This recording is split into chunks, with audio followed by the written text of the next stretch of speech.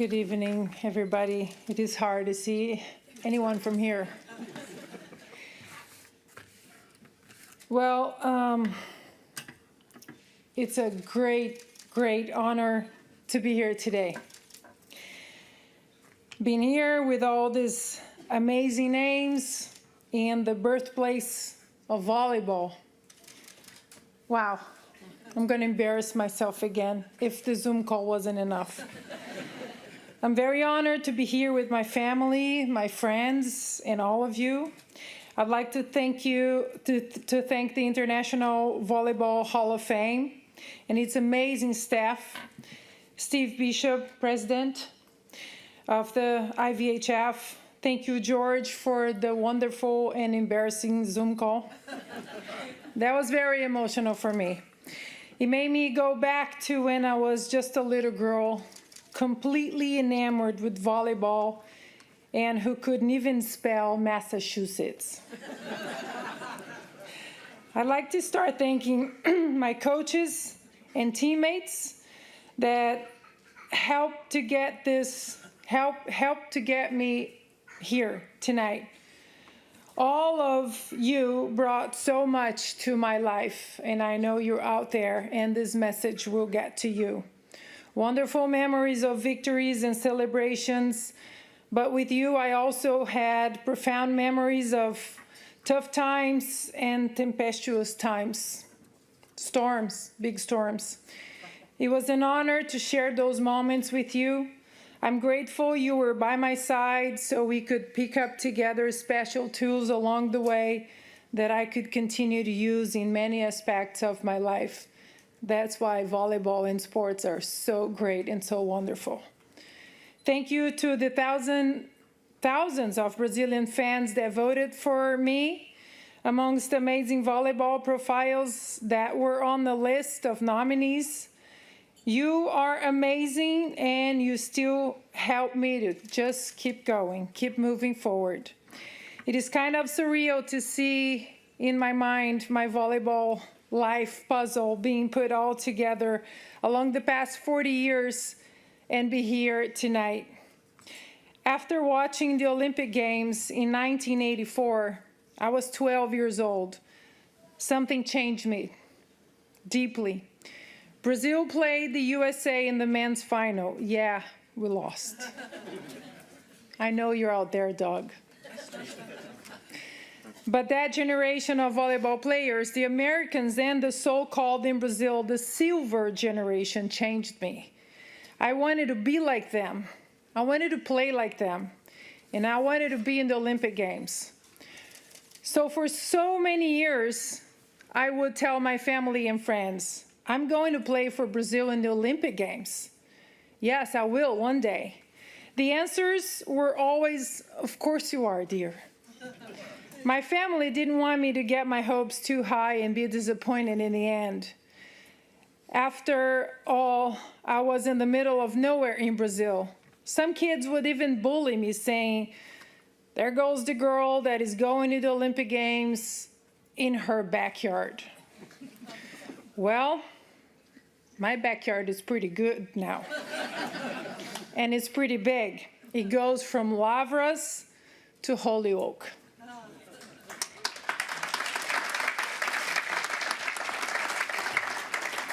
I am very emotional tonight, I have to be honest.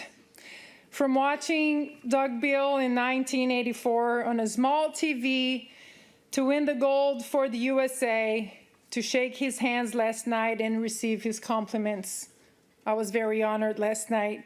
From watching Bernardo Rezende in 1984 to bring the silver medal to Brazil and then to become one of his athletes in the national team and win the bronze medal with him in Atlanta in 1996. In this volleyball puzzle, it is absolutely impossible not to think of all the people that crossed my ways to make this night possible for me. Players, coaches, doctors, teammates, and my father and my mother. For so many times, I wanted to give up. I was tired. I was injured. I was sick. I was weak. And they were right there to pick me up, to lift my spirit, to help me believe that God had a bigger plan for me. After giving birth to my son, Gabriel, in 2000, my dream to represent Brazil playing on the beach was only possible because my mother put her life aside to travel with me. For so many years, she was right there. I didn't want to leave my son behind. So for years, she entered all sorts of kitchens in so many different countries. Can I cook something for my grandson? To prepare his meals. She would take him to zoos. She would put him in bed and sing and read a book for him while I was fighting out there in the loser's bracket from 8 a.m. to 7 p.m. Mom, I love you. My dad's not with us anymore, but I'm sure he has a big smile on his face tonight. He was my everything, my solid rock that would put me right back up during the countless times I questioned my own dreams and strength to keep moving forward. A couple of weeks ago, I watched a clip of one of the Rocky Balboa movies. Yeah, I know, the best. With that scene when he turns to his son and says, "The world ain't all sunshine and rainbows. It's a very mean and nasty place, and I don't care how tough you are. It will beat you to your knees and keep you there permanently if you let it. You, me, or nobody's gonna hit you as hard as life. But it ain't about how hard you hit. It's about how hard you can get hit and keep moving forward. How much you can take and keep moving forward. That's how winning is done." That was my father right there. So many times I thought about giving up, but he was always there, showing the best version of myself that I couldn't even see sometimes. I love you so much, Dad. And here I am, Dad. Here I am, Mom, in Holyoke. I'm here 40 years after the Olympic Games in 1984 in Los Angeles. Another irony, Los Angeles today is the city that I love and reside with my wonderful family. My son Gabriel, my stepdaughter Victoria, 2 wonderful labs, and my husband Carl Henkel, who is also an important part of this big global volleyball congregation. One fun fact about my family. My son's father, Marcos Miranda, is a 5-time Olympian as a coach, and he was José Roberto Guimarães' assistant coach when Brazil won the gold in Barcelona in 1992, when Brazil beat the United States in the semis. Hi, Doug. Marcos was my coach during a significant part of my beach volleyball career. In fact, he was the one responsible for making me win 5 times the best server. I never wanted a jump serve, and he said, "You will do it, and you will be great." You see, it is hard to make it this far without this kind of people.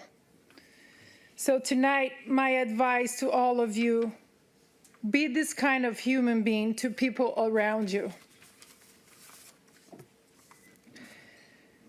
Anyway, years go by, I moved to Los Angeles, marry another Olympian. This time for the USA, Carl helps Marcos to come coach volleyball in the United States for some clubs in Southern California. My son played volleyball for Stanford. My stepdaughter is currently playing volleyball for LSU. And we just keep trying to show our kids to believe in their dreams, to work hard, and that they can be happy playing any kind of sports as long as they play volleyball. Beach, indoor, you can pick one. Now my ex, the father of my son, and Carl, my husband, they text each other pretty much almost every week to talk about volleyball. I created a monster. Did you see this? Did you see the NCAA? Did you see FIVB? I could miss the opportunity to say that women's sports are not just about competition. They are about equality, empowerment, and the chance for every female athlete to shine on a fair playing field. For decades, women have fought for the right to compete. And today, we must continue to protect those hard-won opportunities. Women's sports inspire young girls to dream big, build confidence, and break barriers in all areas of life. Preserving the integrity of women's sports means ensuring fairness, supporting their unique talents, and celebrating their strength, resilience, and dedication.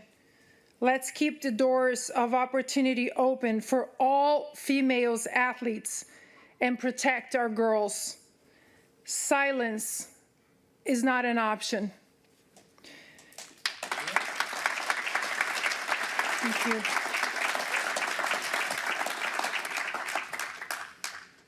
Lastly, I had a very blessed career with victories, disappointments, medals, injuries. But looking at that wall last night, beyond the great names of global volleyball, I see dear friends from all over the world, friends that I had to play against, that I had to battle with, but also friends that pushed me to be a better player because they were great. But even beyond that, I see people on that wall that became my brothers and sisters in sports going through the same things.